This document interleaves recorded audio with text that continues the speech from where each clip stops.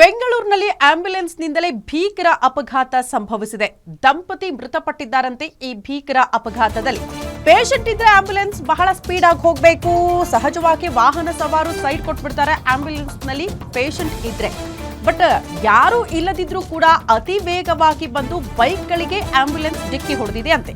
Cloud9 ಆಸ್ಪತ್ರೆಯ ambulance ಚಾಲಕನಿಂದ ಈ ಅಪಘಾತ ನಡೆದು ಹೋಗಿದೆ. ಆಂಬ್ಯುಲೆನ್ಸ್ನಲ್ಲಿ ಪೇಷಂಟ್ ಇರದಿದ್ರೂ ಕೂಡ ಇಷ್ಟು ವೇಗವಾಗಿ ಬಂದು ಡಿಕ್ಕಿ ಹೊಡೆದಿದ್ದಾರೆ. ರಿಚ್ಮಂಡ್ ಸರ್ಕಲ್ ಕಡೆಯಿಂದ ವೇಗವಾಗಿ ಬಂದ ಆಂಬ್ಯುಲೆನ್ಸ್ ಬೈಕಿಗೆ ಡಿಕ್ಕಿಯಾಗಿದೆ. ರೆಡ್ ಸಿಗ್ನಲ್ ಇದ್ದ ಕಾರಣ ಬೈಕ್ ನಿಲ್ಲಿಸಿದ್ರಂತೆ ಸವಾರರು. ಹಿಂಬದಿಯಿಂದ ವೇಗವಾಗಿ ಬಂದು ಡಿಕ್ಕಿ ಹೊಡೆದಿದೆ ಆಂಬ್ಯುಲೆನ್ಸ್ ಅನ್ನೋದರ ಡೀಟೇಲ್ಸ್ ಇದು. 3 ಬೈಕ್ಗಳಿಗೆ ಒಂದಲ್ಲ 3 ಬೈಕ್ಗಳಿಗೆ ಏಕಾಏಕಿ ಆಂಬ್ಯುಲೆನ್ಸ್ ಬಂದು ಗುದ್ದಿದೆ. ಬೈಕ್ ಸಮಾಹಿತ 50 ಮೀಟರ್ ಎಳ್ಕೊಂಡು ಹೋಗಿದೆ ಅಂತೆ ಆಂಬ್ಯುಲೆನ್ಸ್ ಬೈಕ್ ಸವಾರರನ್ನ. ಆಂಬ್ಯುಲೆನ್ಸ್ ಪಲ್ಟಿ ಮಾಡಿ ಸ್ಥಳೀಯರು ಆಕ್ರೋಶವನ್ನು ಹೊರಹಾಕಿದ್ದಾರೆ. ದಂಪತಿ ಮೃತಪಟ್ಟಿದ್ದಾರೆ ಅನ್ನುವಂತಹ ವಿಚಾರ ಗೊತ್ತಾಗ್ತಾ ಇದ್ದಂತೆ ಬೆಂಗಳೂರಿನಲ್ಲಿ ಆಗಿರುವಂತಹ ಘಟನೆ. ಪೇಷಂಟ್ ಇರದಿದ್ರೂ ಕೂಡ ಇಷ್ಟು ವೇಗವಾಗಿ ಬಂದಿದ್ದೆ ಚಾಲಕ ಇಷ್ಟು ದೊಡ್ಡ ಅಪಘಾತಕ್ಕೆ ಕಾರಣನಾಗಿದ್ದಾನೆ ಅನ್ನೋದು ದೃಶ್ಯ ನೋಡ್ತಾ ಇದ್ದೀರಿ. ಸ್ಥಳೀಯರ ಆಕ್ರೋಶ ದೊಡ್ಡ ಮಟ್ಟದಲ್ಲೇ ವ್ಯಕ್ತವಾಗಿದೆ. ಆಂಬ್ಯುಲೆನ್ಸ್ ಅನ್ನ ಪಲ್ಟಿ ಮಾಡೋ ಮೂಲಕ ತಮ್ಮ ಆಕ್ರೋಶವನ್ನು ಹೊರಹಾಕಿದ್ದಾರೆ. ಸಹಜವಾಗಿ ಆಂಬ್ಯುಲೆನ್ಸ್ ಅನ್ನ ಜೀವ ಉಳಿಸೋದಕ್ಕೆ ಬಳಕೆ ಮಾಡ್ಕೊಳ್ತೀವಿ ಸಾರ್ವಜನಿಕರು, ಆದ್ರೆ ಜೀವ ತೆಗೆಯೋ ಮಟ್ಟಿಗೆ ಆಂಬ್ಯುಲೆನ್ಸ್ ಬಂದ್ಬಿಡ್ತಾ ಅನ್ನುವಂಥ ಆಕ್ರೋಶ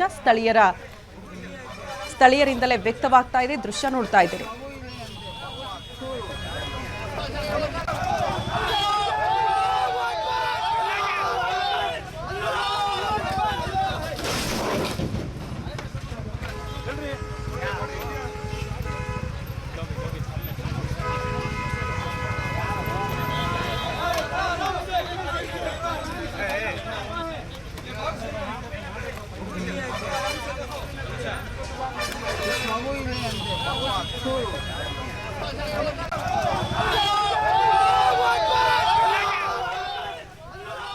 ದೃಶ್ಯ ನೋಡ್ತಾ ಇದ್ದೀರಿ. ದಂಪತಿ ಮೃತಪಟ್ಟಿರೋದು ಆಂಬ್ಯುಲೆನ್ಸ್ ಡಿಕ್ಕಿಯಾಗಿ. ರೆಡ್ ಸಿಗ್ನಲ್ ಇತ್ತು ಅನ್ನೋ ಕಾರಣಕ್ಕೆ ವಾಹನ ಸವಾರರೆಲ್ಲ ನಿಂತಿರ್ತಾರೆ. ಬಟ್ ಇಷ್ಟು ವೇಗವಾಗಿ ಆಂಬ್ಯುಲೆನ್ಸ್ ಬಂದು ಎಲ್ಲಿಗೆ ಹೋಗ್ತಾ ಇತ್ತೋ ಗೊತ್ತಿಲ್ಲ.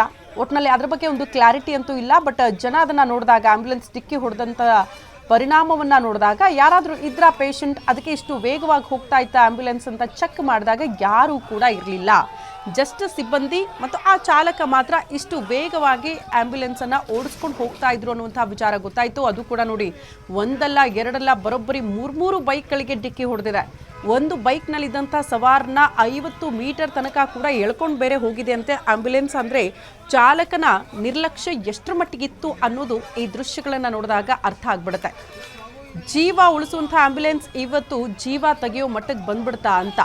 ದಂಪತಿ ಮೃತಪಟ್ಟಿದ್ದಾರೆ. ಇವರೇ ಒಂದ್ ಕಡೆ ನೋಡ್ತಾ ಇದ್ದೀರಲ್ಲ, ಪಾಪ ಬೈಕಲ್ಲಿ ಹೋಗ್ತಾ ಇದ್ರಂತೆ. ಬೈಕ್ ಹಿಂಬದಿಯಿಂದ, ಅದು ಕೂಡ ಅನಿರೀಕ್ಷಿತವಾಗಿ ಆಂಬ್ಯುಲೆನ್ಸ್ ವೇಗವಾಗಿ ಬಂದು ಹಿಂಬದಿಯಾಗಿ ಇಷ್ಟರ ಮಟ್ಟಿಗೆ ಡಿಕ್ಕಿ ಹೊಡೆಯುತ್ತೆ ಅಂತ ಮೋಸ್ಟ್ಲಿ ಕಲ್ಪನೆನೂ ಇರಲಿಲ್ಲ ಅಂತ ಅನ್ಸುತ್ತೆ. ಕಾರಣ ಸಿಗ್ನಲ್ ಬಿದ್ದಿರುವ ಕಾರಣ ಅವ್ರು ನಿಂತಿದ್ದಂತಹ ಬೈಕ್ಗಳಿಗೆ ಹಿಂಬದಿಯಾಗಿ ವೇಗವಾಗಿ ಬಂದು ಆಂಬ್ಯುಲೆನ್ಸ್ ಡಿಕ್ಕಿ ಹೊಡೆದಿರುವಂತಹ ಪರಿಣಾಮ ಇಬ್ಬರೂ ಕೂಡ ಸ್ಥಳದಲ್ಲೇ ಜೀವ ಕಳ್ಕೊಂಡಿದ್ದಾರೆ. ನಂತರ ಸ್ಥಳೀಯರು ಈ ಘಟನೆಯನ್ನ ಖಂಡಿಸಿ ಆಕ್ರೋಶ ಹೊರಹಾಕಿರೋ ರೀತಿಯನ್ನ ನೋಡ್ತಾ ಇದ್ದೀರಿ. ಆಂಬ್ಯುಲೆನ್ಸ್ ಅನ್ನ ಪಲ್ಟಿ ಮಾಡೋ ಮೂಲಕ ಆಕ್ರೋಶವನ್ನ ಹೊರಹಾಕ್ತಾ ಇರುವಂತಹ ದೃಶ್ಯ. ಸಹಜವಾಗಿ ನಮ್ಮ ಟೈಮಿಗೆ ಆಂಬ್ಯುಲೆನ್ಸ್ ಬರೋದಿಲ್ಲ, ನಾವು ಕರೆ ಮಾಡಿದ ತಕ್ಷಣ ಆಂಬ್ಯುಲೆನ್ಸ್ ಬರೋದಿಲ್ಲ, ಈ ರೀತಿಯೆಲ್ಲ ಆರೋಪಗಳು ಇರ್ತಾ ಇತ್ತು. ಮೋಸ್ಟ್ಲಿ ವೇಗವಾಗಿ ಹೋಗಿ ಯಾರನ್ನಾದ್ರೂ ಪೇಷಂಟನ್ನು ಪಿಕಪ್ ಮಾಡ್ಕೊಂಡು ಬರೋಕ್ಕೆ ಹೋಗ್ತಾ ಇತ್ತಾ ಅದ್ರ ಬಗ್ಗೆ ಕೂಡ ಕ್ಲಾರಿಟಿ ಇಲ್ಲ. ಬಟ್ ಏನೇ ಆಗಲಿ, ನಿಂತಹ ಬೈಕ್ಗಳಿಗೆ ಇಷ್ಟು ವೇಗವಾಗಿ ಬಂದು ಡಿಕ್ಕಿ ಹೊಡೆದಿರುವಂಥ ಪರಿಣಾಮ ಇಬ್ಬರು ಜೀವ ಹೋಗುತ್ತೆ ಅಂದರೆ ಸಹಜವಾಗಿ ಆಕ್ರೋಶಕ್ಕೆ ಕಾರಣ ಆಗಿರುವಂಥ ಘಟನೆ ಇದು.